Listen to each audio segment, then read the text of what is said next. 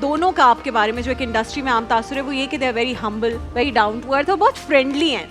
एक होती है ना लोगों में थोड़ा सा गुस्सा आकर के नहीं जी, और फिर अगर आप वो स्टार वाली फैमिलीज में से हो तो फिर एक आते हैं कुछ डायरेक्टली आ जाते हैं। लेकिन अब्बा भी हम्बल है, फ्रेंडली है, वो मुझसे जब मिलते हैं इतने प्यार से, इतनी मोहब्बत से, तो वो अब्बा से अच्छा, मैंने बड़ा काफी दफा ना कोशिश की है कि नहीं आज थोड़ा एटीट्यूड में रहूं, थोड़ा एटीट्यूड में कुछ इस तरह बात करना नहीं, फेल्ड मिजरेबली। वो 1 घंटे में ना टीम उसकी वजह ये है कि शेख साहब जो है ऐसे नहीं है वो। ये मैं लाइव बोल सकता हूँ कि मैं इस इंडस्ट्री के अंदर वो मेरे फेवरेट एक्टर्स में से Same, I love him. वो इतने शानदार इंसान है। ये बात मैं इसलिए नहीं कह रहा कि वो बहुत कमाल के एक्टर भी हैं।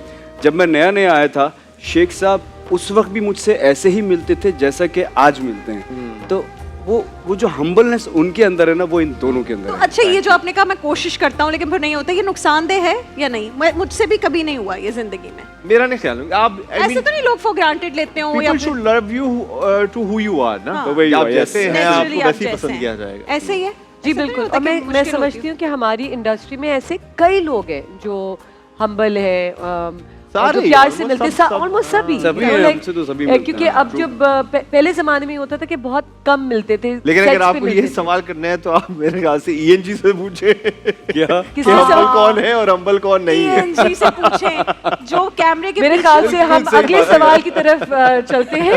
जी, क्या अगला सवाल है आपका? मेरा एक सवाल हमेशा अपनी ट्रांसमिशन में, हमने बहुत सारे मेहमानों को नहीं बुलाया, बहुत खास मेहमानों को, बहुत प्यारे मेहमानों को जिनसे लोग मिलना चाहते हैं, और हमेशा उन लोगों का भी एक सवाल होता है और मैं भी, और वो पसंद करते हैं इसका जवाब भी। हम हमेशा ये जो रौनक देखते हैं, हल्ला गुल्ला, बहुत कुछ ज़िंदगियों में हो रहा है, सोशल मीडिया पर हो रहा है, बट अपनी ज़िंदगी में मोमल जब सुकून चाहिए होता है, जब पीस चाहिए होता है, what do you do for your own self? What is your me time? Where do you find your piece?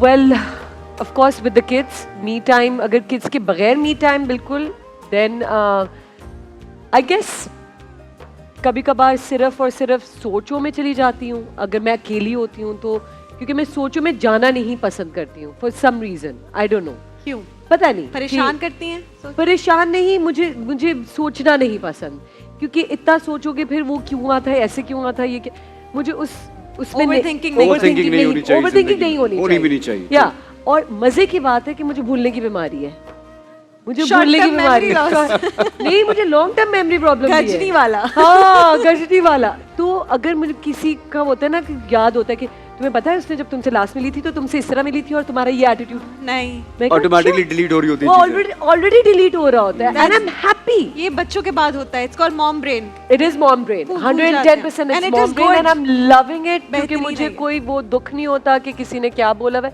हाँ, there are pros and cons, अच्छी बातें भी भूल जाती हूँ, क्योंकि जब दोस्त बैठ के कोई किस्सा दोहरा रहे होते हैं तो कहते हैं कि ये हुआ, तो मैंने कहा ये कब हुआ?